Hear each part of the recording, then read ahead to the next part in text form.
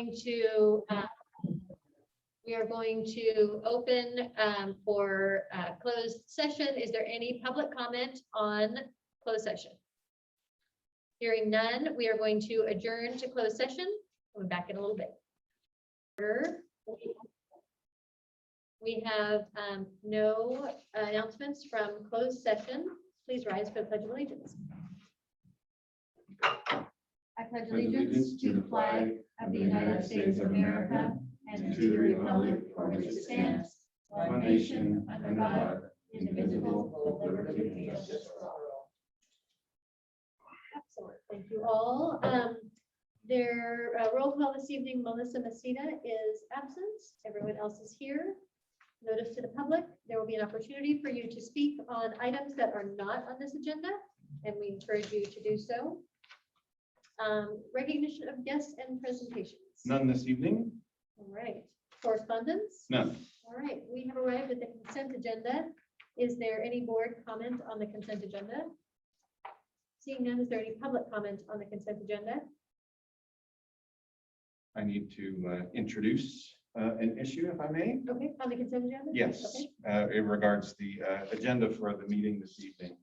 So under the Brown Act Government Code section 5495. Let's hang on a second. Let's pull it off because we have the items Oh, great. pulled from consent. That makes more Is the next sense. one, I'm Perfect, reading it. perfect, I'm just perfect. reading Yep, it. yep, Okay, perfect. so when someone makes a motion to approve the consent agenda, please remove item B.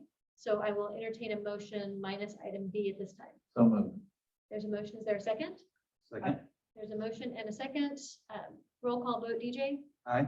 Jewel, Aye. Lloyd, Aye. and I as well. And now we have arrived at the item we pulled off, which is B. Thank you. So under the Brown Act, which is the public meeting law, Government Code section 54950 and following sections, we're ordinarily required to post all agenda items with a 72-hour notice. There are actually three exceptions to that. One is in an emergency situation, which is defined. One is if an item is held over. And what I'm asking for tonight is to add an item to our agenda under the language regarding subsequent need. So we can add this to the agenda because based on my recommendation, we need immediate action on it. And that need for action just came to our understanding, our knowledge after we had posted our agenda on Friday. The item is the contract with Edgenuity for the software services that we're going to utilize in our independent study program that we're required to have. The dollar amount is significant, about $176,000 and some change.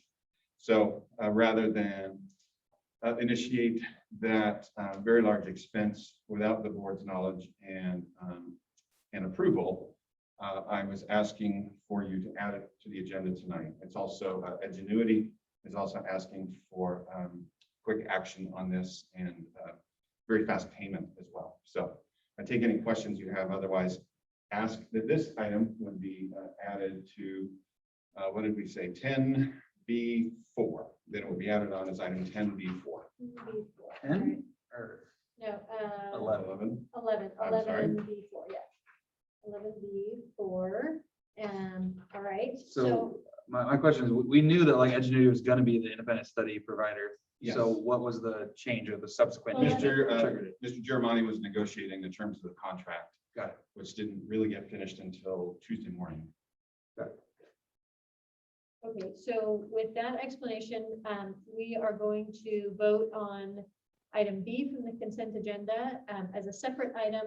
And we're going to move with the agenda, we're going to move that down to B4, 11B4.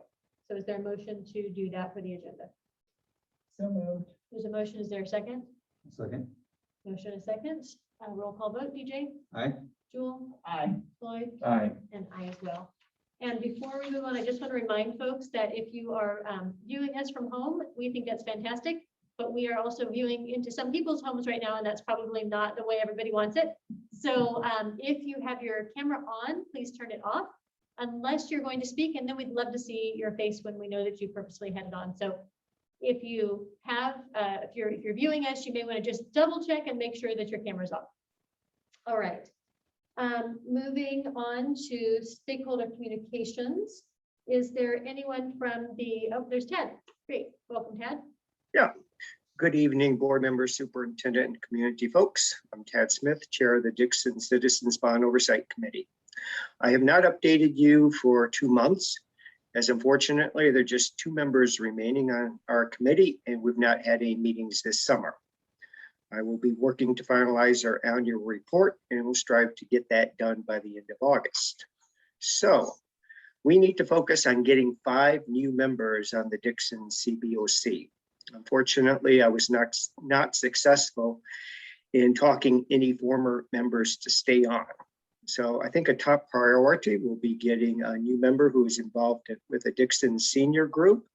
And also we need to look for interested parents with kids at Tremont or Anderson elementary schools, as we're in the planning stages for renovations to those 2 school buildings. So some ideas for obtaining new members are to recruit at the parent-teacher organizations at the elementary schools, highlight the success and importance of the CBOC at the John Knight Middle School opening ceremony this Saturday, place a prominent recruiting link on the Dixon Unified website, and mention the need for new members in school district informational mailings. In addition, when there are interesting events, I can write up articles for the Dixon newspaper and highlight the need for new members. Thank you. Great, thank you, Ted. Moving on to employee association reports. Kathy has her hand up.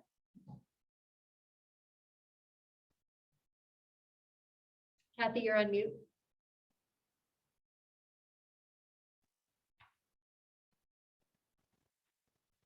I think I'm unmuted now, correct? Yep, you are. We Can you hear me? Kathy. Yep, we can Okay, hear sorry, I had to call in from my phone, though I haven't done that before. Anyway, welcome back to school. The Dixon Teachers Association is super excited to start our new school year. DTA believes our students deserve the very best. We look forward to meeting our kids face-to-face again in a full class, because we've really missed all of you. We are eager to collaborate with other teachers face-to-face as we adapt to a new normal. DTA members are also excited to work with our community and families to help our students by 1, investing in learning loss mitigation, 2, working with families to support students' social emotional health, and 3, supporting students and families' effort to graduate on time and with a full diploma. We are progressing with negotiations regarding extended day for elementary school staff and students, addition of a weekly advisory period at the secondary schools. Last Wednesday, the DTA asked for the DO to give us a proposal regarding these things, and we have received that document today. We will be responding to it as soon as we possibly can. Thank you, students and staff, for wearing masks and following protocol during the hybrid learning. Let's keep that momentum going so we can stay healthy and remain in person at school, which is what we all want. Dixon Teachers Association believes our students deserve the best. Invest in teachers, invest in small classes, and invest in the best resources and support for our students. Thank you very much. Thank you, Kathy. Are there any other employee association reports? All right, seeing none, we'll move on to parent association reports. Is there any parent association reports? All right, seeing none, we will move through our agenda. We are at the time for public comment. If you would like to make a public comment about something that is within the subject matter jurisdiction of the board, but not on the agenda, this is your opportunity to do that.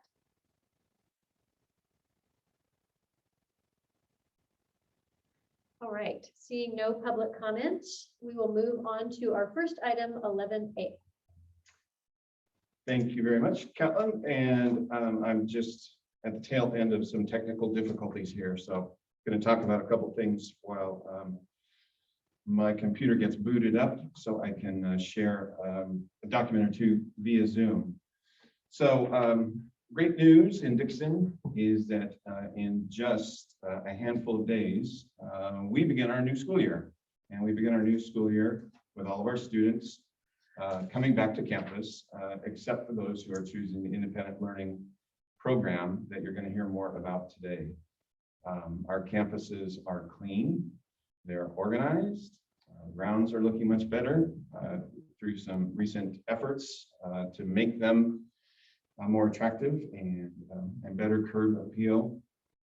I'll tell you that we are still very actively hiring staff. We found several things this summer that are not necessarily typical. So one, a greater number of openings than we've experienced in most summers. Two, much smaller candidate pools for really positions of every type. And three, some positions for which we cannot draw a single applicant.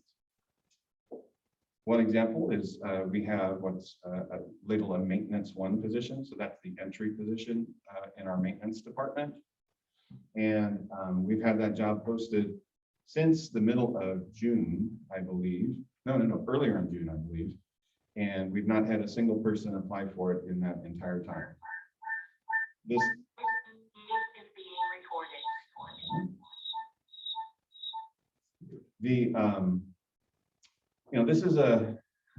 This is a good job. Decent wage, full medical benefits, retirement program, and we're finding that candidates just are not drawing their way to us and many other employers. Talking with my colleagues, this is something that is happening around the county and beyond, I believe. So one of our challenges as we're getting the year started is making sure that all of our positions are fully staffed. So we've been spending a huge amount of time on that here in the recent weeks. Also very busy enrolling students. So it's too early to say that we have stabilized our enrollment situation after these many years of decline. But I will say that at this point, there are encouraging signs that enrollment is improving from recent years. And I would just remind that we projected in our budget a 5% decline in enrollment this year. So we're feeling optimistic. Certainly that number won't be reached. And perhaps it won't be reached by some significant percentage. And if that's the case, that's good news all around. We know that we want to be a growing school district.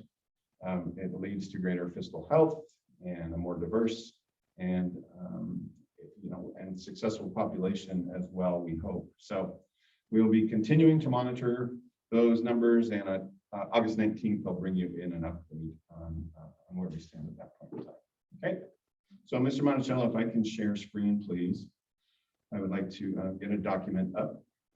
And as we get ready for kids and staff to return next week, obviously the issues around how things are actually going to function are really critically important to so many people. So with Mark's support, assistance, leadership, I'm going to run through some slides here that provide us with some of the basics about how things will look next week. So first off, we're going to be wearing masks. I think that is well established at this point in time. We're all in masks in here this evening for the first time in many months, which meets the guidance. And what we are pursuing right now is the same policy regarding masks that we had last year. So that's everyone will be wearing masks indoors. And we will also at this time ask for our students and staff while they're outdoors to continue to wear the mask. If an individual cannot wear a mask, then a face shield with one of the drapes tucked into the clothing is the option. We are fully aware that the issue of wearing masks is being hotly debated, contested, disputed, perhaps even litigated in areas around the country. Legislative action certainly taking place tied to these issues. We felt and do feel that the wisest course of action for us was to just remain consistent in the policy that we had last year and be able to relax that as conditions allow, rather than trying to go back to the more restrictive policy after we'd had a less restrictive one here. So understand there's disagreement. There are good reasons to do this, and we ask for people's support. Okay. Ventilation, no change from last year. The high quality MERV 13 filters and the air intake, and then we continue to have the HEPA filter air purifiers everywhere. Outdoors, again, we will be asking people to wear the masks outdoors. It actually allows for more typical interaction between students as well. So if they're masked, they can be closer to each other, etc. So we hope that that will help in that regards. Mealtime, socially distanced as much as possible. There's not going to be people walking around with yardsticks or tape measures, anything of that nature. Kids need to eat, and they need to be able to eat without feeling the pressure of having to be totally spread out and those types of things. We're obviously going to encourage outdoor eating as much as possible. Everything is subject to change. We'll see. So social distancing is not required in any of the guidance that exists right now. We will be placing all of our desks in the traditional model of rows, because that at least keeps students about 3 feet apart from each other. That's the recommendation or target, not a requirement at this point in time.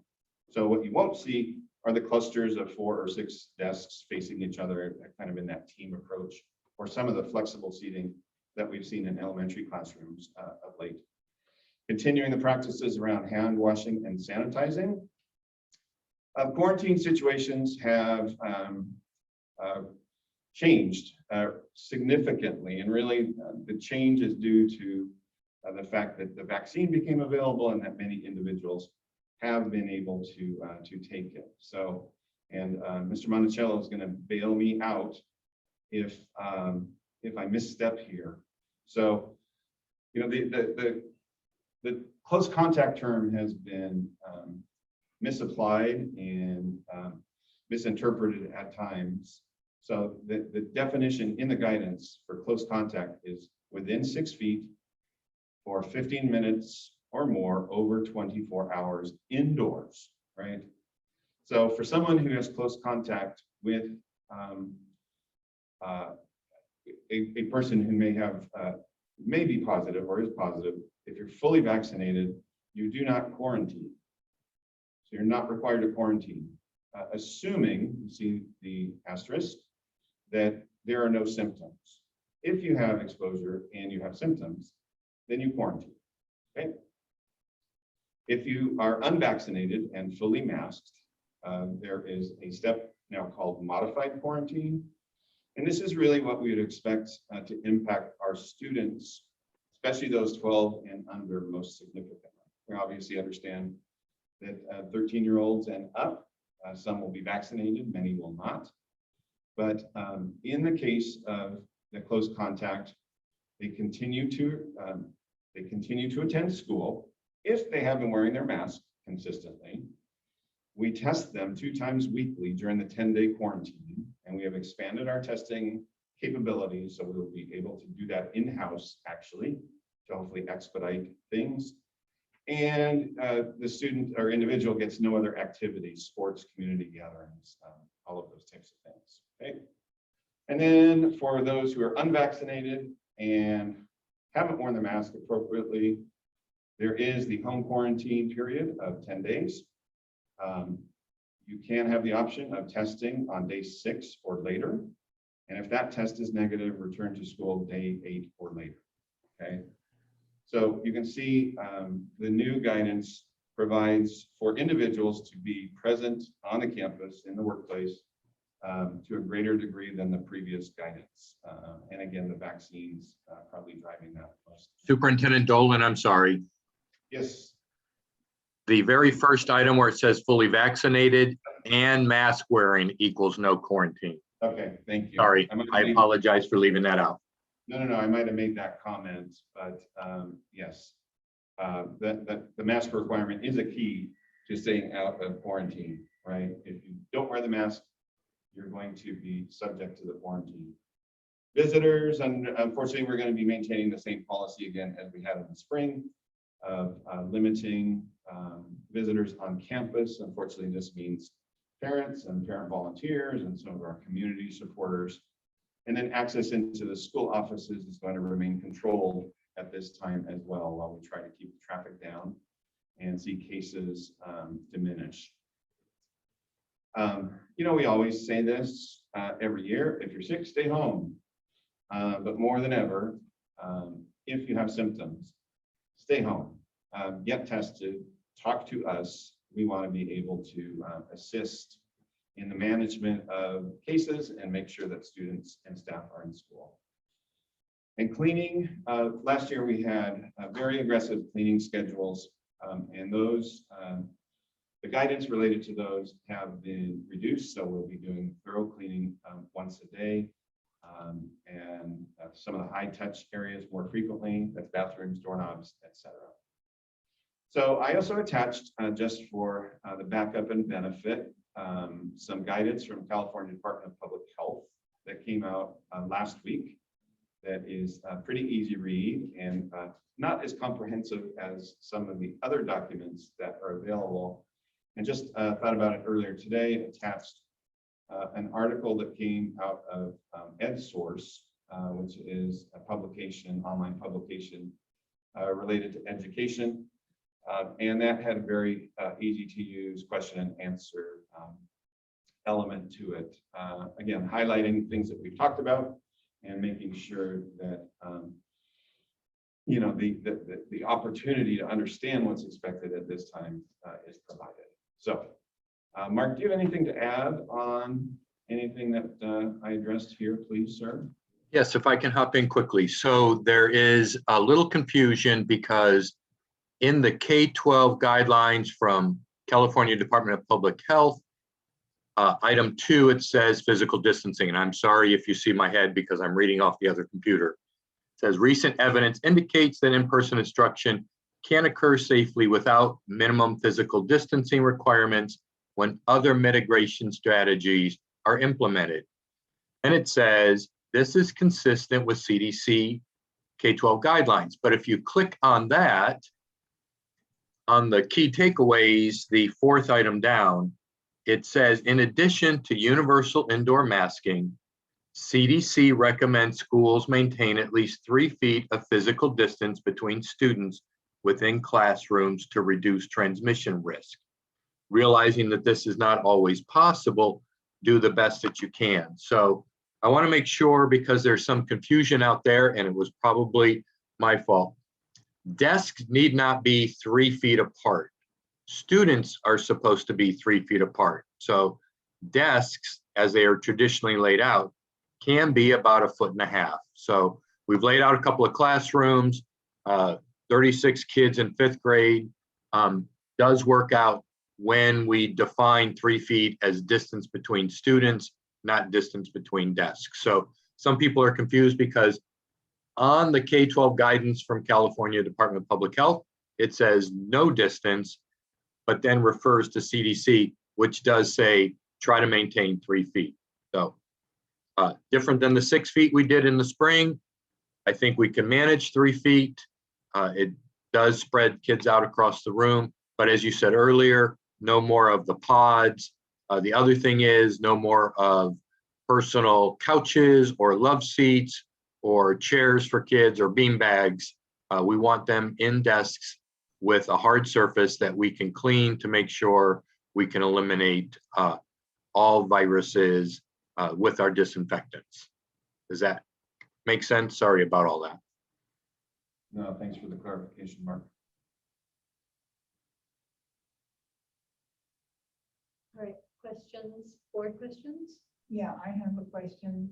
I'm going to go back to the quarantine review section. So I understand that this is for students, but what about an unvaccinated teacher? This is for everyone. For everyone. Everyone. That's, yeah, sorry if I was not clear on that. That information here was applied to all individuals on the campus or in the workplace. I've got a question on the same. Just to be clear, this is for close contacts, not if you test positive. Correct. Just positive, you're Your quarantined no matter quarantine, what. yes, Yeah. right, yes. This is applicable just to that close contact situation, which again, within 6 feet for 15 minutes or more over 24 hours. And not testing positive. Yes. So if a teacher is unvaccinated but fully masked, they can still come to work, but they have to be tested twice weekly. If they're close contact. Close contact, unvaccinated, fully masked, the modified quarantine applies. So they can continue to come to work, they're tested twice a week, and they shouldn't engage in other activities. We want to make sure that close contact is defined as with somebody who has tested positive, not somebody who was close to another person who's tested positive. So there's some confusion out there. This is close contact with a positive COVID case.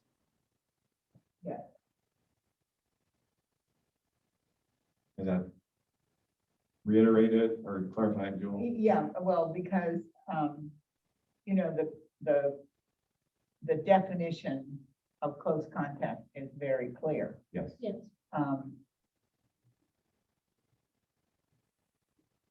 But there's the virus, the latest virus is more, is this about the alpha virus rules or is this the Delta virus rules?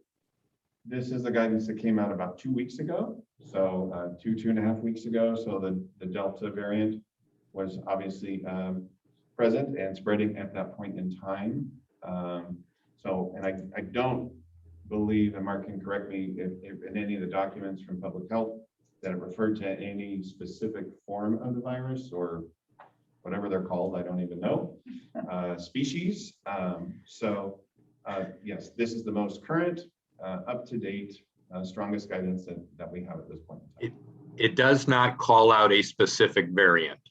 It is for all of them right now. Thank you. But it's subject to change.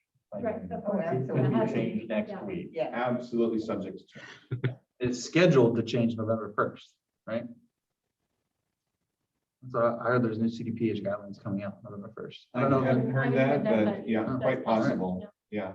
That is correct. There is a November 1st date, but obviously between then and now, we can certainly have more information out. Just to put you watching Solano County COVID cases, as of today, we're at 19.7% positivity rate.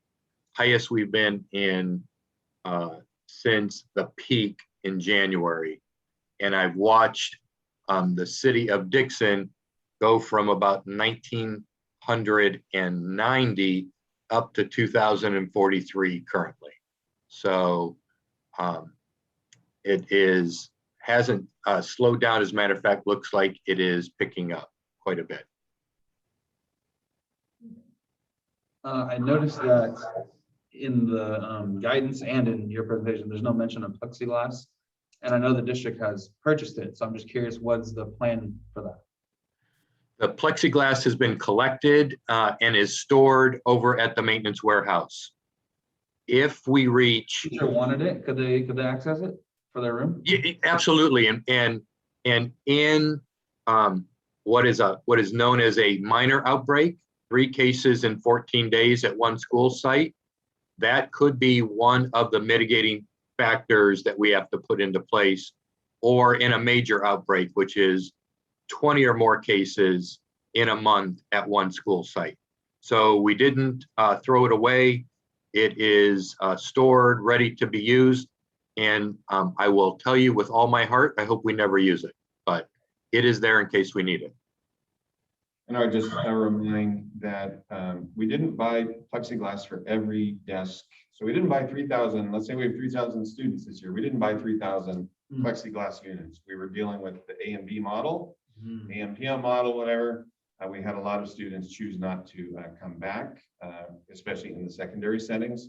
So we do not have the capacity, and no one would, to put plexiglass down for every seat in the district, which actually exceeds that 3,000 when you consider the high school setting where right? Anyway, multiple classrooms, et cetera. So the plexiglass, which was not deemed to be particularly effective in minimizing cases, anything of that nature, is not currently set up and won't be until, like Mark says, it could be used as a mitigation tool.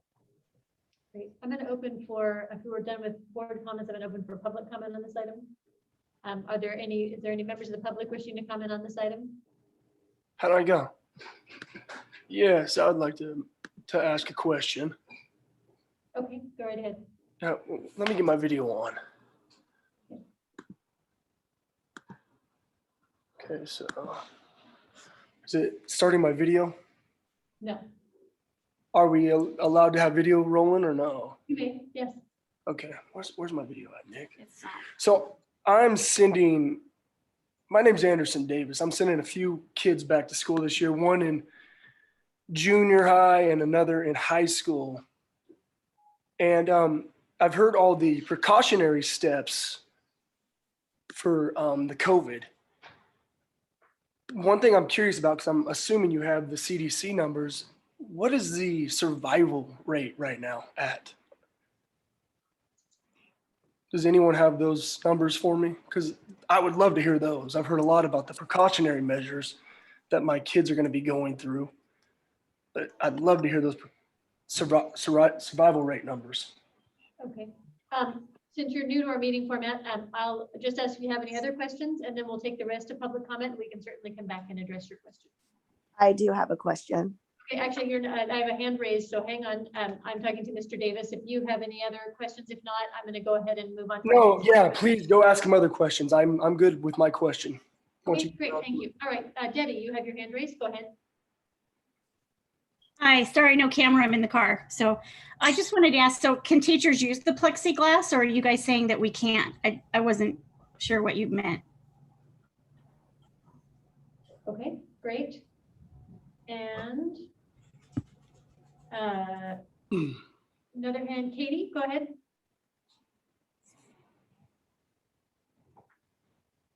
Katie's iPhone, you have your hand up? Oh, yes. Sorry about that. Can you hear me now? Uh-huh. Yes. Yes. I just was wondering, with children being able to eat and drink, or more so just drinking water during the summer, while it's still very hot outside with masks on indoors and outdoors. I know previously, I think the guidance was, if you come back to school, you follow this. If you get caught without your mask on when you're supposed to have it on all the time, you have to go straight to distance learning. And I just didn't know if that is the same expectation that I have to set my kids up for with, I have one in middle school and one in high school. So thank you. So you're in your question specifically related to drinking water? I'm sorry, I didn't quite. Yes. Oh, yes. More so just to drink water, to stay hydrated, especially like in the winter, or not in the non-winter months, like when it's still very hot outside. If they do need to get a drink of water between past periods. So. Okay. All right. Thank you, Katie. John, go ahead. Hi, I was just wondering, talking about vaccination status, what kind of proof or verification do you want? Do you want us to furnish the kids' vaccination cards, or is it just an affidavit of some kind? Okay. Thank you. You're welcome. Any other questions for public comment before we close public comment? Yeah, I still have a question. Okay, Jennifer, go ahead. I'm just curious if my son does not feel well and he needs to stay home, would they be able to sign on to a Zoom for the day? Okay. All right. Anybody else? Other public comments or questions? All right, I'm going to close public comment on this item, and we will go through and answer the 5 questions that we received. The first one is, do you know the survival rate of COVID-19? I do not, and I don't know if Mark does either. I will be perfectly blunt in just saying that that's not a level of scrutiny. So we don't apply scrutiny to that level of things. We're really focused on trying to manage our own environment and prevent spread as much as possible. I'm sure the data is available online in a quick minute, and Mark may be looking at that now based on his facial expressions. Yeah, I am looking at it and highly confused. So there isn't a percentage of students. So I can tell you between 0 and 17, there are no deaths in Solano County registered at all. Between 18 and 49, there are a total of 7, but it doesn't give me a percentage of how many people were in that who, I'm looking one more time, in that group. So 7 out of 11,044 of that 18 to 49 range. So 0 below 18, and it looks like 7 out of 11,000 for Solano County for deaths. Does That's that, since the pandemic began. All right, Mark? pardon? That's since the pandemic began. Yes, this is a aggregate site. Okay. Okay, thank you. And moving on to Debbie's question about, can teachers use plexiglass if they want to? Yeah, so I think we would take that question on a case-by-case basis.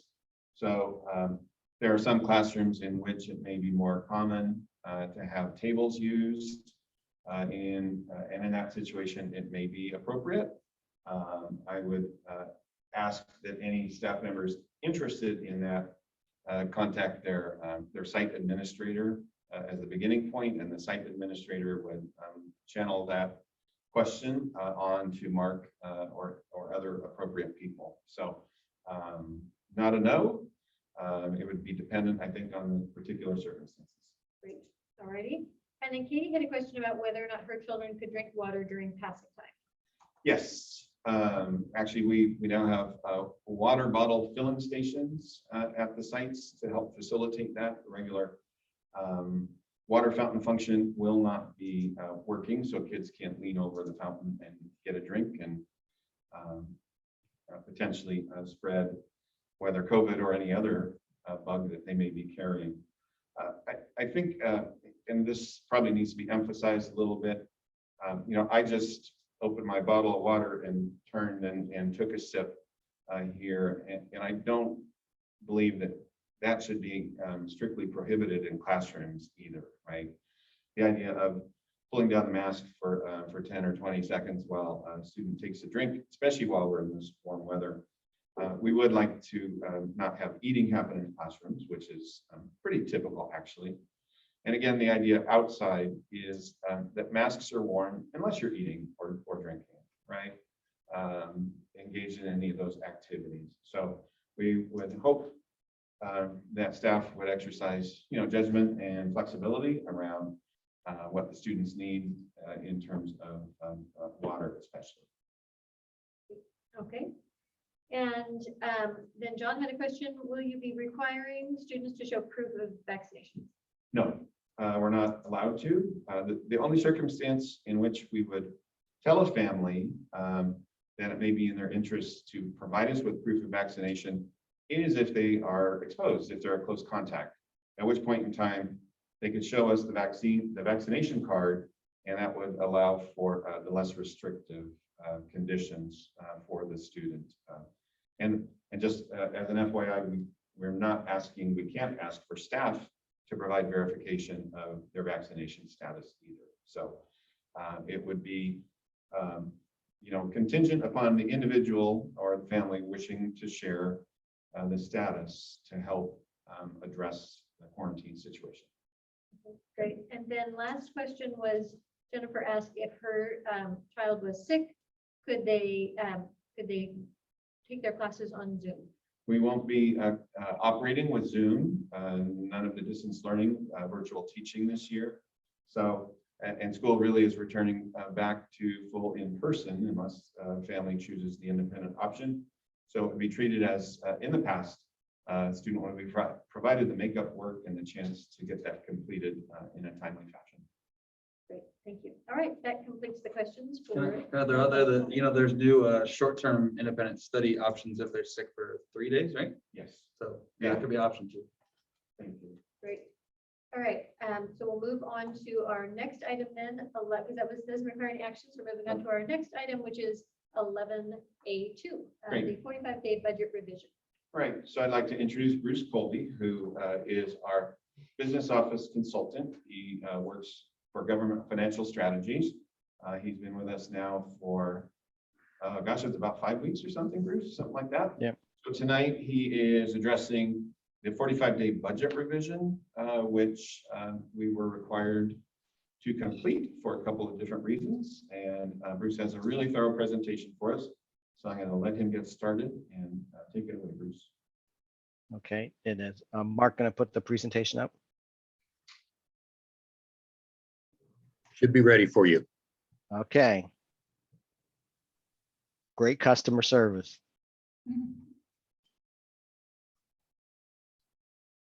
We're both coming to you tonight from Davis, California.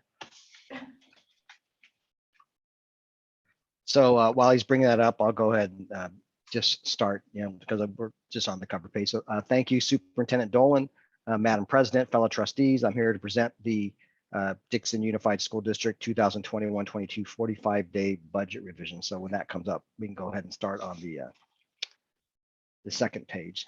Mark.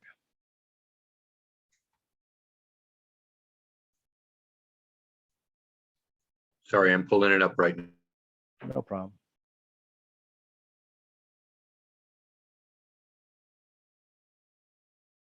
Sometimes bandwidth is slow here in Davis. Everybody's on their machines.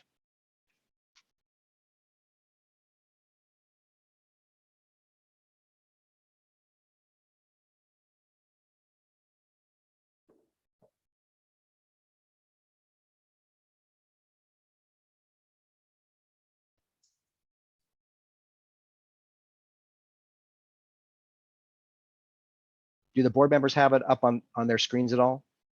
But I can Yes. just, Yeah, let me If just they're pull it up. logged in, Yep, yeah. hang on, let me just pull it up here. okay. So he's still trying to bring it up. I think some of that initial information is pretty general, Bruce. So if Yeah, you yeah. So wanna- I'll start with the general, as he's kind of bring it up here. Okay, there we go. So if we could start on the second slide there.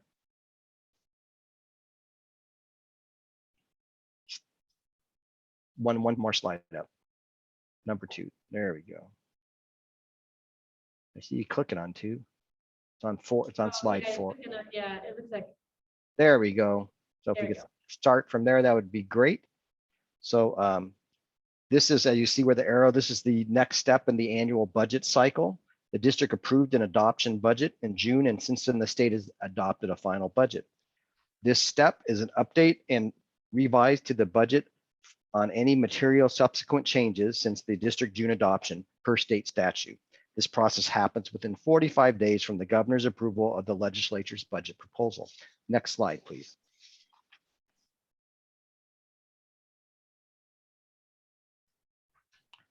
Tonight, we're going to review the legal requirements of this update. The budget adjustments is noted by the Solano County Office of Education. Financial overviews of the 45-day budget revisions presented for your approval, ending with the summary and the next steps in the budget process. Next slide. Education code requires a district to adopt a budget for the following year by July 1. No later than 45 days after the governor signs the annual budget act, the school district shall make available for public review and revisions it's going to make in its revenue and expenditures that it's made to reflect the funding made available by the Budget Act. The Budget Act was signed on June 28th and 45 days is August 12th. So this board meeting is within those 45 days. Next slide, please. The districts are not required to present a revision if it does not make material budget changes from the Budget Act. Material change can be defined by the district or the County Office of Education. And in our case, it's the County Office of Education, because there's also another process going on at the same time as we're going through the 45-day, and that's called the adoption budget approval process. On or before September 15th, the county superintendent must conditionally approve or disapprove the budget. The Solano County Office of Education has conditionally approved the adopted budget pending a 45-day budget revision. So once we go through this budget provision and you approve it, the county can approve our budget. Next slide, please. following are the noted budget adjustments identified by the Solano County Office of Education to be addressed tonight. First, the budget is based upon assumptions controlled by the state of California, and these change throughout the budget calendar. The county has requested that the Dixon Unified School District review and align the district budget with the updated state planning factors for pensions, unemployment, and the mandate block grants. They have also requested we review and adjust the local control funding formula, LCFFF, using the revenue projections from the most recent calculator tool and the most recent state budget assumptions. They have asked us to review the charter school in lieu taxes. It was found that the Dixon Montessori School was underpaid their taxes in the prior 2 years. Next slide, please. We've also been asked to redo the cash flow as the assumptions have changed for the better, with all the deferrals being moved to be paid down earlier in the cycle down to August. And also now that we've made changes to the multi-year projections in the LCFF calculator and the 45-day revision, they've asked for an updated multi-year projection report, commonly known as the MYP. Next slide, please. We'll now review the details of the noted budget adjustments. And I'm sorry, this is very detailed tonight, but this is at the request of the county office, and I want to make sure that we're all on the same plate and we understand what's been requested and we have satisfied their questions. Next slide, please. The first one was about the STRS pension rates. So, okay, just want to make sure we're on the right side. So STRS pension rates are now set by the STRS board. That's a new thing. It just started this year. The assumption for the 21-22 rate changed very late in the budget process. For some reason, the state board does not meet until June, but it was anticipated they were going to change the rate, and it was increased in the May revised assumptions from the school services workshop that was attended in their assumptions. And the STRS board did approve that rate in June. The district budget had the prior approved assumption that was in the January revise. So the district budget needs to be changed for that. And it will be resolved in the first interim budget as we roll up all our positions and re-budget our salary and our total compensation. And the impact is projected to be around $130,000 for that difference. Next slide, please. PERS pension rates are approved by the PERS board. This happens in the spring. And during that time frame, between January and May, there was a small adjustment that was noted in the May revise. The district appears to have used the prior assumption.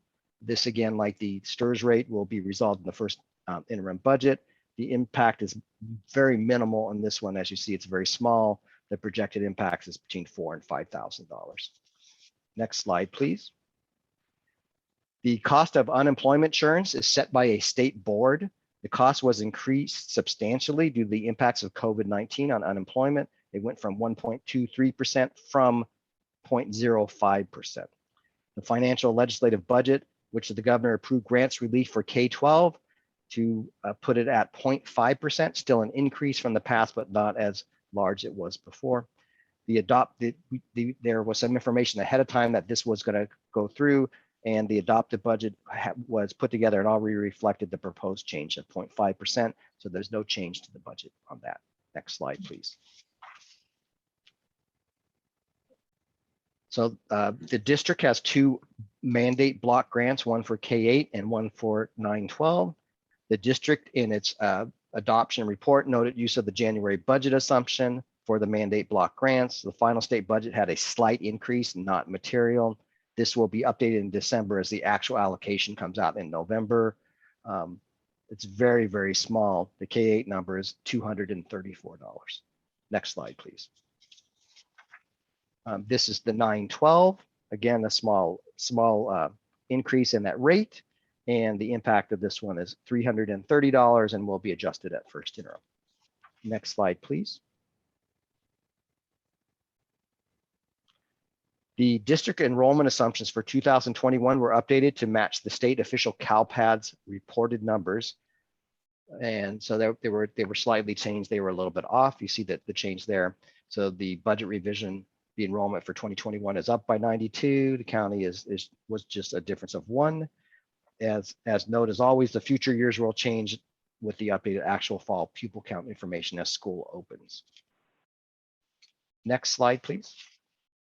Accordingly, doing those factors based on actual enrollment, we also do the unduplicated pupils. So that was trued up to the numbers in the CalPADS report. And again, the future years will update it with the actual fall information. Next slide, please. With those assumptions put together into the model, there is a small impact to the unduplicated count percent. That is what funds our supplemental and concentration grants. This change with the LCFF is in the 45-day budget revision, as there was a change in concentration grants in the budget. And then obviously the pupil counts going forward will be updated at first interim with actual enrollment. Next slide, please. The district assumptions in 2021 were for ADA were also lined up. There was a slight adjustment just in 2021. Additionally, it's been noted there appears to be an input error in the county ADA for the county programs. Usually is around 19 or 20, and for some reason it was put at only 0.44. So that will be adjusted in the first interim budget. The anticipation revenue increase by putting that in the budget is $180,000 to $190,000 per year. So that's more revenue for the district when we put the correct number there. Next slide, please. I received an email from Dixon Montessori that asked me to look into underpayments for the 18-19 and 19-20 school years. I have reviewed that along with the district auditor, and we have concurred that they were underpaid by approximately $334,000 in total for those years. And that happened because the district did not reconcile a pay according to the final state reporting files and the charter pack payment schedule that's in statute. So we are going to fix that when we close the books this year. This is just a reduction in our fund balance. As we close the books this year, it has no future budget impact. And then going forward, we'll make sure that they get paid on time. Next slide, please. This is the revised LCFF revenue for the 45-day revisions noted previously and updating the multi-year budget with the updated calculator. It appears that the calculator that was used for the budget they used an old one when they did the multi-year reporting. So it now is ties to the most current number. The large change in the future years is mainly due to the reflection of the current COLA assumptions. The report that was filled out in June was using the old January revised assumptions from school services that were much lower. So we updated those, and that is what changed that difference in those out years of $300,000 and $700,000. So that is better for the budget. And that will all go into the first interim budget as well. Next slide, please. Other good news with the increase in the state revenues and the final budget is they're going to pay off all of the deferrals that were, if you recall, they were all going all as long as November, and there was a June deferral as well. All of the deferral payments will now be paid in August and moved up, and then there will be no June deferral. This will eliminate the need to borrow cash from the county treasurer, and there is a revised cash flow report provided for board review and approval. Next slide, please. So the next set of slides is a financial review based upon the changes in the 45-day revision. Next slide. This is a summary of the official 45-day budget revision for the unrestricted general fund. Based on those changes in the local control funding formula calculator and applying the new state factors, there was a new change in the concentration grant. It has increasing the revenue by $68,000 in LCFF revenue. And then since it's mainly for concentration money, that is restricted to the LCAP. So there's a placeholder for those expenditures, no change in fund balance. And this is in the detailed report that's attached that goes to the county for board approval. Next slide, please. There was no change in the restricted general fund.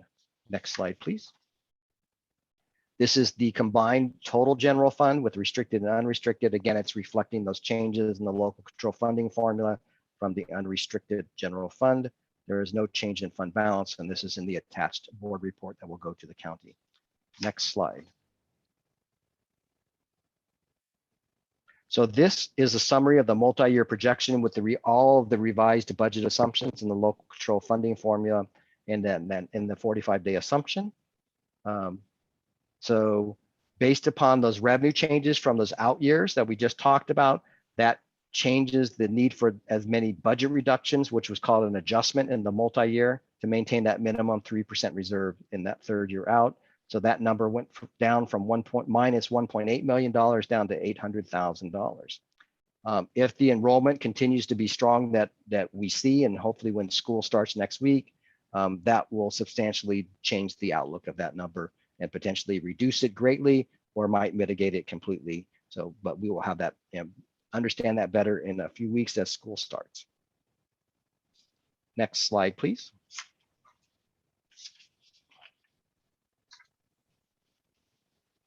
This is the multi-year for the restricted funds, and there was no change.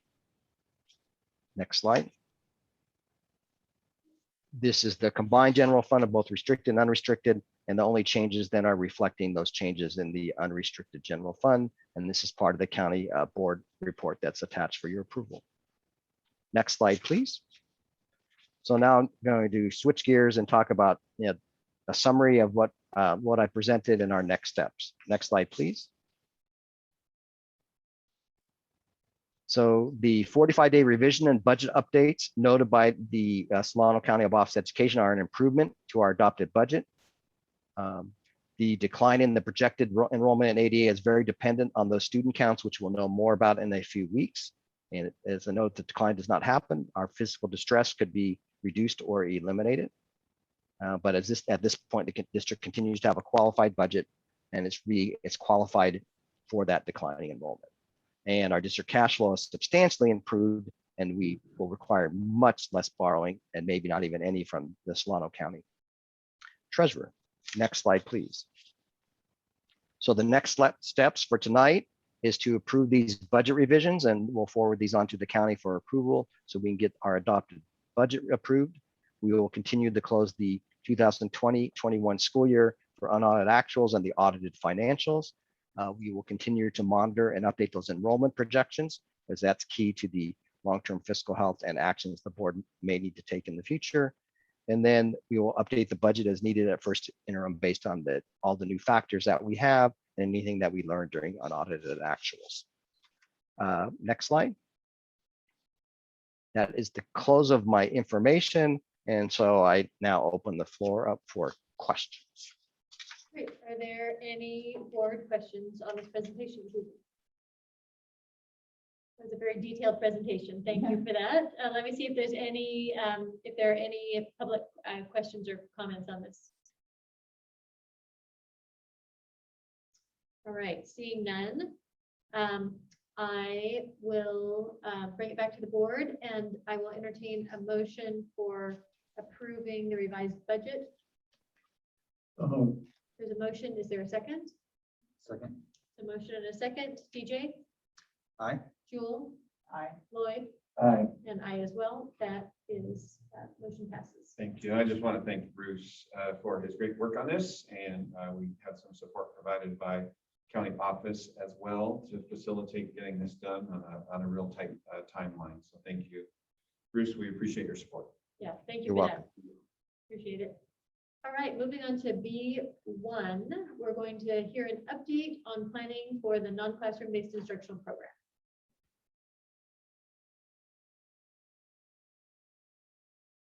Mr. Gervonta, we cannot hear you. We do see your lips moving, but can't hear you.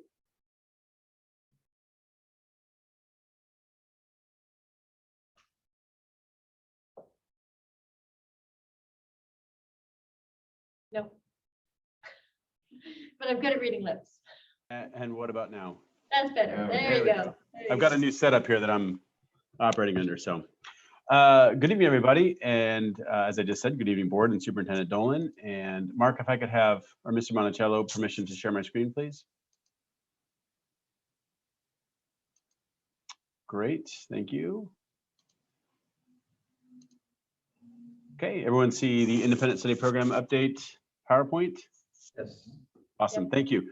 So I want to welcome Chantel McCammon, our new coordinator of outreach engagement and innovation, who's been working closely with me to get this going, as well as want to call out Yvette Ramos as well for all her hard work doing this, as well as Adrian Lauder for their help getting this off the ground.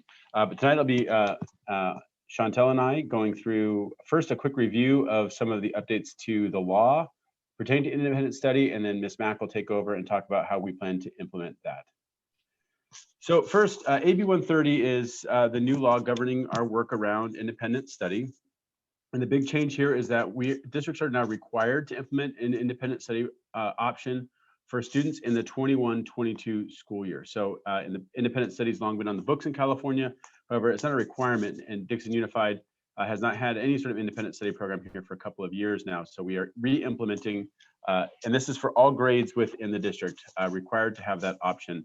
There are some waiver options for districts, but I'm not going to go into those tonight unless the board so desires. There were some changes to education code related to independent studies around expanding access, as well as improving the quality of these programs. So it's gonna be available to more students, but it's gonna require districts to do a little bit more monitoring than in the past. And something that we'll kind of touch on at different points of the presentation, independent study is not a distance learning program. So distance learning is explicitly not allowed moving forward. And the biggest reason for that is that districts were allowed to operate models under distance learning where students had to do less minutes, as we all know from distance learning last year. So we're just being cautious with families and explaining that if you think this is going to be a repeat of what your kid experienced last year, it will not be a repeat. And we'll talk more about what that means as we move forward. We anticipate it'll be actually a more rigorous program, but also call on families and kids to operate, as the name would imply, more independently than they did in the past. So want to make sure we're touching on that for the community, kind of different points. So a few important requirements. First, we still have some synchronous or asynchronous requirements. Again, synchronous just means that there's actual live instruction going on with an instructor. So in K through 3, students are required to have daily synchronous instruction. We'll talk about how we're interpreting that later on. In 4 through 8, students are required to have weekly synchronous instruction, as well as the opportunity for daily check-ins with staff. And lastly, our students in grades 9 through 12 are also required to have weekly synchronous instruction. So these are what we see as minimum standards in AB 130. A few pieces that some of these haven't changed. Students are required to have what's called a written master agreement on file. And there are some specific requirements for what has to be in that master agreement. We need to document instruction daily. We need to have evidence of student engagement. That can be grade books, work samples, grades, etc. We need to be monitoring our students to ensure they have success. And then the language here that we'll get into in a minute is that course content must be, quote, substantially equivalent to students in the regular program, including A through G courses in high school. So what does substantially equivalent mean? So first off, it means this will be really challenging. A big part of this is not like 2021, we had shortened days. This will be a full day of work, which will need to be completed independently with support. So, you know, if we're saying a course needs to be substantially equivalent to students who are going to school for 6 or 7 hours a day, that would be what we'd expect students to do. You know, I think if we're being honest with ourselves, and we're going to be honest here, we were not asking students to typically do that much, especially in the lower grades, but they will need to do that as part of independent study.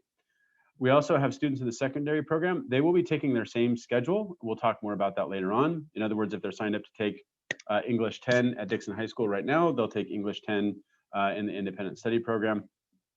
Students have to complete their assignments, they have to attend, and they have to show progress equal to their peers in the regular program. So who has access? So all students in grades K through 12 can access the program. Students with disabilities must have independent study in their IEPs to enroll in the program. So we're, Kim Parrott and her team are working with those families who are interested. Students can return to what we call the regular program or regular school at any time. Once you start independent study, if it's not working for your family, you can request to return.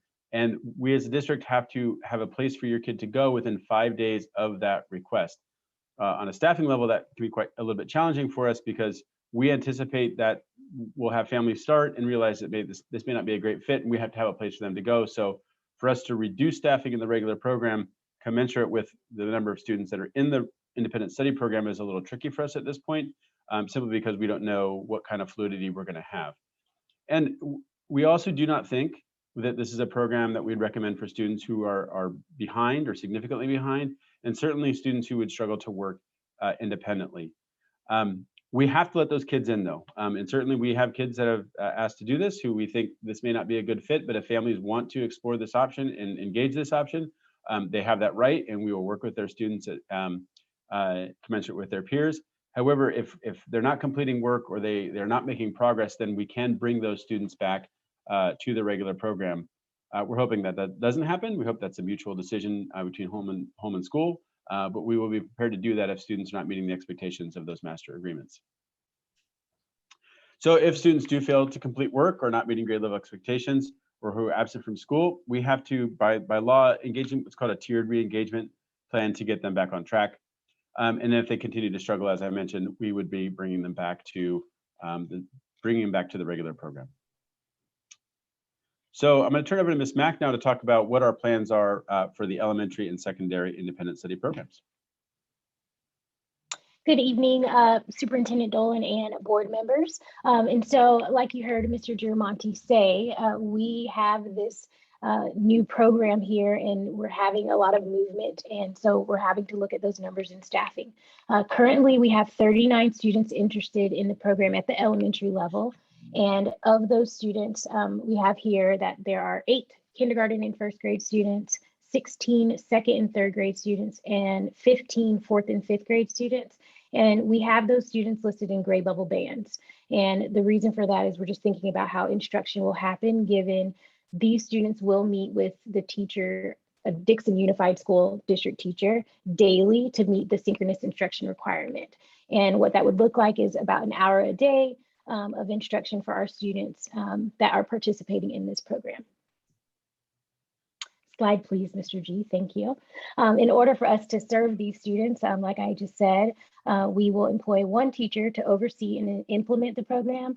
And myself and Yvette Ramos will be coordinating our efforts just to ensure that the program is tight. But Yvette Ramos, who is currently the principal at Main Prairie, will be the administrator overseeing this. Right now, we're hoping to get a blessing, right, Mr. Giramonte, here tonight? Yes, that will be, okay. so I should pause there for a minute. So subsequent to this presentation, as the board and committee will note, there are a couple of items that we're going to ask for approval on relevant to independent study. So we're going to give you the overview first and then go to some approvals later, including the piece for Edgenuity. Thank you. And so our online learning program or platform, we're hoping to have Edgenuity, and we know that this would ensure our students to have all of the content aligned that they would receive in the classroom. And so it's at the same level of quality and intellectual challenge, again, that they would get as if they were in person. And for secondary, we have a little bit more of a mix here, as you can see. So at John Knight, we have a total of 28 students. At Dixon High, we have a total of 35 students, and at Main Prairie, we have 8 students that are participating in the independent study program. You can see there the breakdown by grade. These numbers do not include students with IEPs because, as you heard Mr. Giramonte say, those students have to have independent study within their IEP. And so again, thank you to Kim's department for reaching out to those families to just ensure that they understand the process. All right, so at Main Prairie, they will continue to run their independent study program, status quo, which is what they've been doing for the past, I don't even know how many years, but we're going to be making some minor adjustments to the paperwork that just align with the new laws, specifically AB 130. And Main Prairie will begin that process, of course, next week. And then we are going to serve all of our students with a Dixon Unified teacher who will oversee and implement the program, but the instruction will be delivered through our contract with Edgenuity, and they will deliver the curriculum. The assessments will be monitored and assignments monitored by our teacher, but the teacher of Edgenuity would actually provide the instruction. So if a student was enrolled in English 10, they're going to receive the same type of coursework on Edgenuity. However, if they were interested in an elective of French, well, we don't offer French at the high school, so that's not something that we would allow them to opt into for an elective course. And if I could quickly, the reason for that is, again, we anticipate some back and forth for families from this, although we wouldn't encourage that. And we need to have a place for students to go. And so if they're taking a class that's rounding out their schedule that doesn't have a sister class at Dixon High School or JKMS, it just doesn't make sense for us to put them in that program. And at this time, we'll take any questions if you have any. Are there any board questions on this presentation? So the Ingenuity is only for 4 through 12? So Edgenuity is being offered district-wide for us, so a TK-12 platform. However, I think it's important to note that it's different. So TK5, the program is, the Edgenuity will provide the curriculum.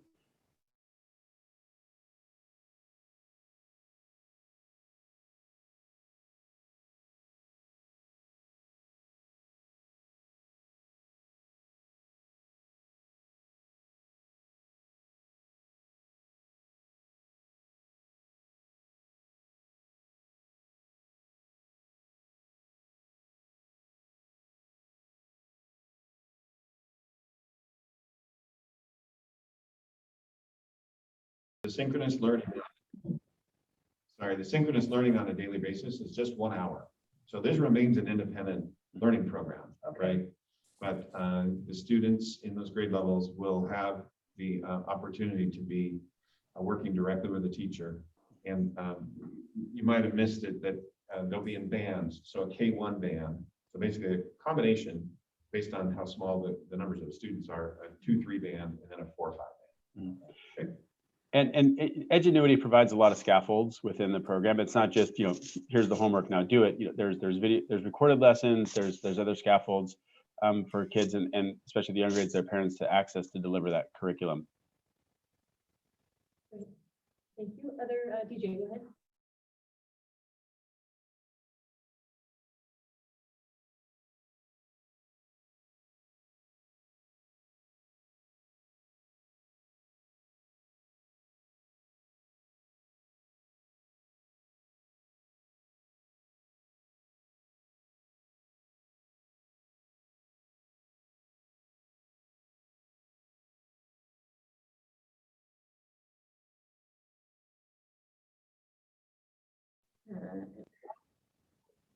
All right. Looks like our 6th board member here tonight. Okay, so it looks like there is no public comment on this item. And this particular portion of the item is for information. So we will move on to item B2. Okay, let me reset here, sorry.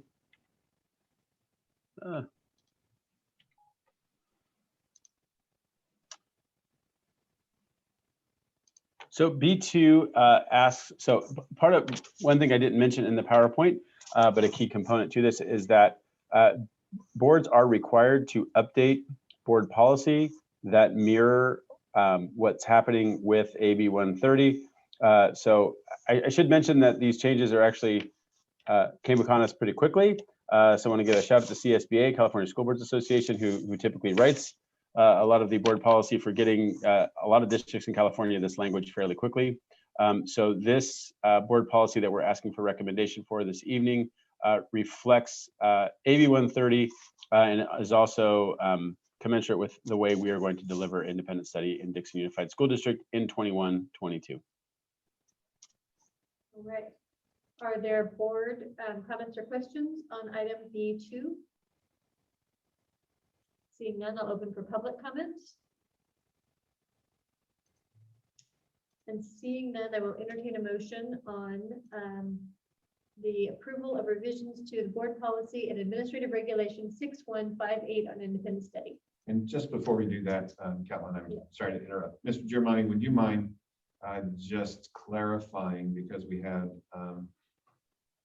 had 2 paths with our program that we could pursue, right? And one was the course-based, and what's the other one? I'm just trying to find it here. What we call traditional. And we are going with the traditional model. And that essentially the main difference there is that in the traditional model, it's a full instructional model for kids as opposed to course-based independent study, which is more, for lack of a better way of putting it, kind of an a la carte model where maybe you're a small rural district that wants to, and you have a student who wants to take a class that you're just not able to offer due to your size. Boards can approve to have, since we're talking about French, to have AP French as an independent study program, and the kid could access that program through whatever means the district deemed appropriate. So we're going with the traditional, which means that the kid is a full independent study student. So that course-based was included for your information in the backup, and we are adopting it with the traditional approach. All right. With that in mind, is there a motion to approve this policy? I'll move. There's a motion. Is there a second? Second. There's a motion and a second. DJ? Aye. Jewel? Aye. Lloyd? Aye. And I as well. That motion passes. And we are on to B3, the AB 104 overview. Okay, so just for point of clarification for folks, the number 4, which we'll get to in a moment, is the contract for Edgenuity, which relates to independent study, but in keeping with the agenda, we'll go ahead and go to our next presentation, which is regarding more new legislation. It's been a fun July, let me tell you.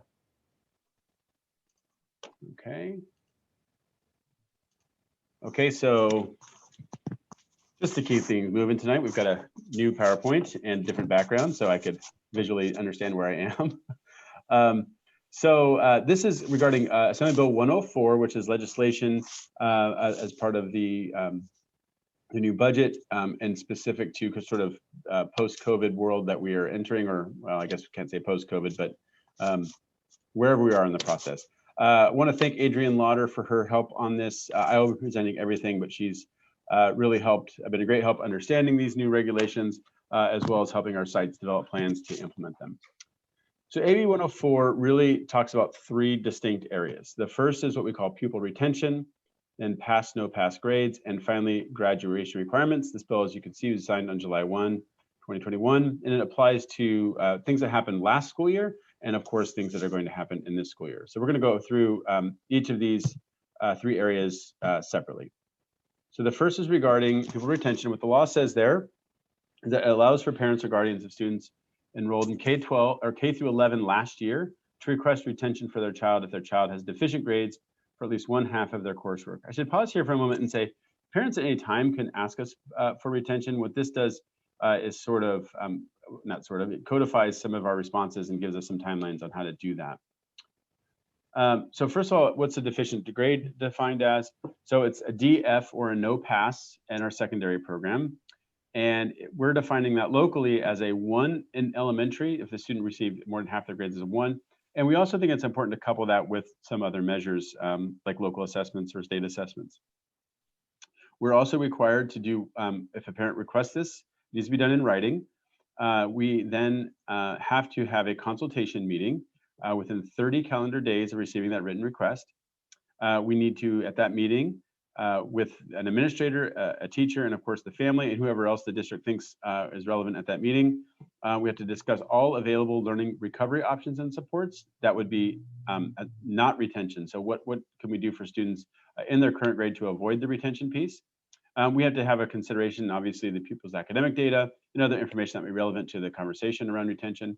We need to discuss research about the effects of pupil retention and what types of interventions might be more appropriate for that.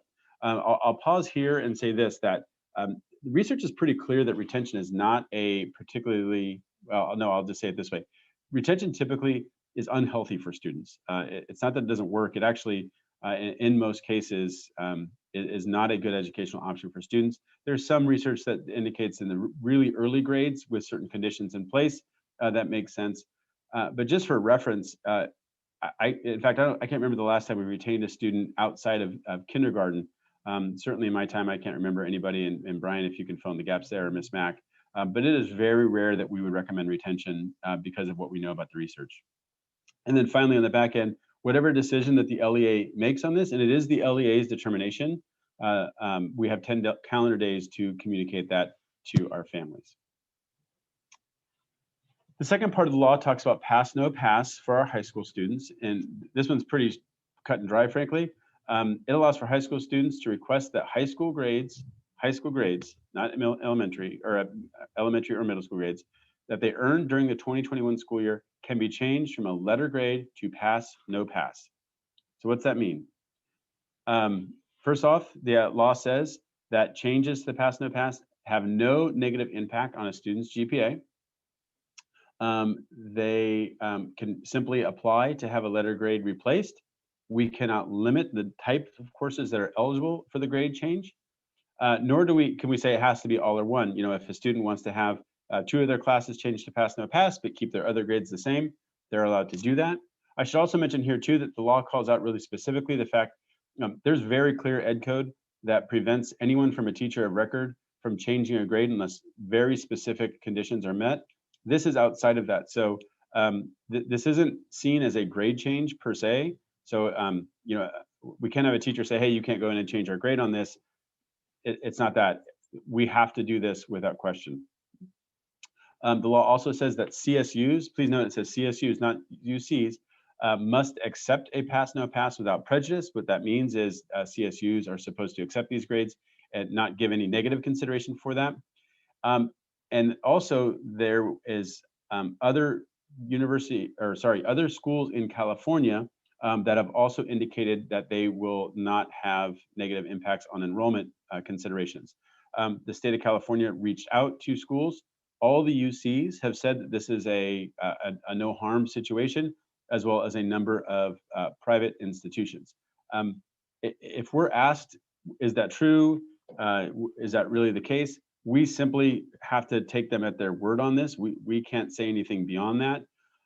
So as far as giving recommendations on this, it's a little bit tricky for our counselors, but we'll work through that with families as needed. There is a timeline on this. So we had to notify families of this option by July 31st. We did that. From that date, parents and students have 15 days to complete the grade change request form. So by August 15th, students need to let us know if they're interested in this and which classes they'd like to have changed. We cannot go past that date. The law is very clear that once that date has expired, this becomes an obsolete option. So we want to make sure our students keep an eye on that date if it's something that they're interested in. So it's interesting that they didn't give us any flexibility on this, frankly, but that's what the law says, and we're going to follow it. So lastly, and this one's probably I would say the most complicated, but maybe the most gray. So this allows for eligible high school students in their 3rd or 4th year of high school during the 2021 school year who are not on track to graduate to be exempted from any and all coursework and other requirements adopted by the governing body that is in addition to the statewide coursework requirements. So what does that mean? So the state of California, and you can Google this if you want to, CDE has, there's a minimum set of graduation requirements for our students. It is 130 credits. There is not a district that I'm aware of that keeps a 130 credit graduation requirement. For reference, Dixon Unified is 220 credits to graduate. That is pretty typical across the state. We're not higher or lower than most places. There is law that allows for certain students under certain conditions at any given year to have those local additional graduation requirements waived, but most students don't fit into that bucket. What this says is that all students not on track to graduate who were 11th or 12th graders last year now are eligible to graduate with the state minimum. This is pretty easy for our 12th grade students from last year. We can go look who are our non-grads who didn't do summer school and finish. Did they meet the 130 minimum state requirements? If they did, we will issue them a diploma. So our sites right now are reviewing their records. As of now, we don't have any students who qualified for that because we had a number of students graduate over the summer. Where it's a little trickier is last year's juniors who are now seniors. We do not want our incoming seniors to use this reduced option to take an easy year. We have high expectations of our students. We still expect them to get to 220, and frankly, we still want them to become A through G qualified. So what we'll have to do is monitor what it means to be at risk for not graduating prior to letting them know that this is an option. We will try to do everything we can to even students who we think are at risk to make sure that they hit that 220. But then as we monitor throughout the year and that clearly becomes an option for us, we will work with families as needed on that. So like I said, last year's students is fairly cut and dry. Did they get there? Did they not? If they didn't, we can also offer that 5th year of instruction. Again, we have not identified any students for whom that's going to be a need, but if we do, we'll talk about that 5th year. And we're going to continue supporting our current 4th year students, our current seniors, even if they might be eligible for this, so that they have a robust senior year experience. And that's it for my question or my presentation. Okay, are there board questions on this presentation? Yeah. Go ahead, did you? So with relation to the second item, pass, no pass. Yep. You said that it was applicable to this year or past year and this current year. Is that right? No, pass, no pass is last year only. Okay. All right. That answers my question. Okay. Sorry if I was unclear on that. All right, other board questions? Can I jump in though, DJ, or just really quick? I want to make clear it was for any high. The other one applies only, so the graduation requirement applies to only 11th and 12th graders from last year. The pass no pass is any 9th through 12th grader last year. Got it. All right, I'm going to open for public comment. Are there public comments or questions on this item?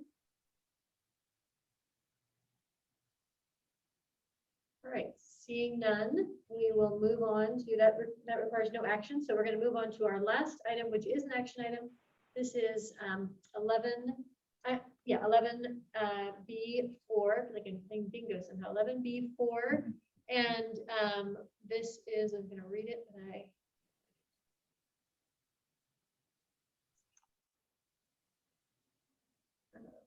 it's approval of the contract, but I was going to Yeah, actually I've got read it the, do you have it on? updated, so Cicely was able to Yeah. add it. So this is the Edgenuity contract to deliver services for independent studies. Yes, all right, so go ahead and make that presentation, Mr. Giamonte, thank you.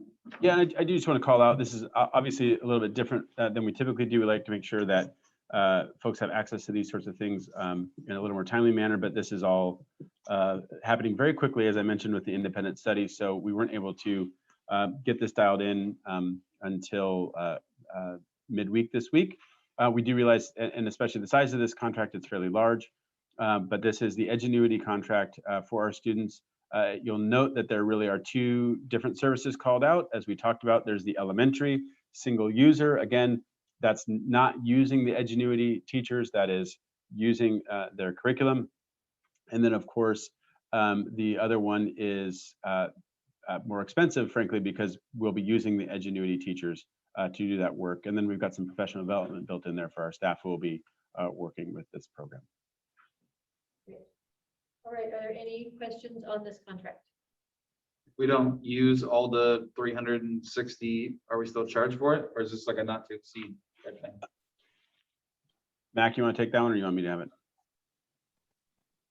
I can do it. So this is where we went back and forth, actually, everybody. So there was an option to work with Edgenuity to essentially have a full day for our students, 6 classes, access to them, and it would be $3,600 a year per student. Because we think that we're going to have some students try this out and come back to us, that didn't really feel like a prudent use of dollars. So what you see actually reflected in that 360 there is for 60 students to take 6 classes, that's what gets you to the quantity of 360. It's if all those students take a full year of instruction, then the cost for them would actually be $3,900, not $3,600. However, what we get for that $300 is flexibility. So what you see there is actually just a semester worth of work, and then we can recalibrate later on. It also has a 14-day add grace period where there's no charge. We actually anticipate as the Delta variant continues to do its work in our community, that we'll use more than this, and we could always add on, if we have more kids that are using the program, and Edgenuity has a process by which we do that. But we will be on the hook for these 360s because they have to identify teachers, frankly, for this, and they have to secure their folks, and that's why it's more expensive. Thank you. Other board questions? All right, then I'm going to open for public comment or questions on this item. And seeing none, this is an action item, so I will accept a motion on the item. There's a motion. Is there a second? I second. There's a motion and a second. DJ? Aye. Jewel? Aye. Lloyd? Aye. And I as well. That motion passes. And we are now on to. Thank you. Thank you. Thank you. Thank you both. We are now on to C1, the approval of a new job description for the human resources technician. Good evening, Board President O'Halloran, members of the board, and Superintendent Dolan. The item before you is the job description for the reclassification of the district office receptionist position to a human resource technician position. This reclassification was approved by the board on June 17th of this year. The job description's been uploaded to Granicus for anyone who would like to read it, and the staff does recommend approving the item.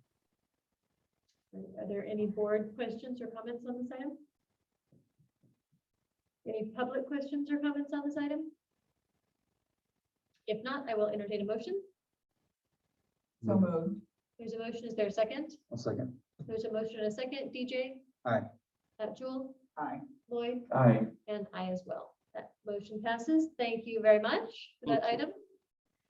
And we are now on agenda items for future meetings. Do any board members have agenda items they'd like to see on a future meeting agenda? Besides the one Melissa mentioned last time. Been listening to the last time. Well, I think it was something about facilities or maintenance. Oh, facility. Yes, yeah, yes, we talked yes. about Facilities Yep. plan, facilities maintenance plan, yeah. All right, and then we are on to board announcements. Do any board members have announcements this evening? I just saw they're missing something from the coming events. So on Go ahead. Saturday, What's that? What are we missing from coming events? on Saturday, there's the grand opening of John Knight Middle School. At 12:30, the doors open, right? Yes, Starts at 1. 12:30 doors open, 1 o'clock, the celebration begins. Excellent. Gymnasium. And so we are now on coming events. The coming events, in addition to that, on August 11th, our favorite day, the first day of school, and August 19th, board meeting, and that board meeting will be held. We are planning at this point in time to hold that board meeting in the city council chambers. We're still planning for a 6 o'clock public session start. And you are welcome to watch us on Zoom, but there won't be any two-way interaction on Zoom in the council chambers. We'll hold that as an in-person meeting. So that we've now reached adjournment. If I can get a motion for adjournment. I move. There's a motion. Is there a second? Second. Motion a second. All those in favor just signify by saying aye. Aye. All right. Motion passes. Meeting is adjourned. Thank you all for coming.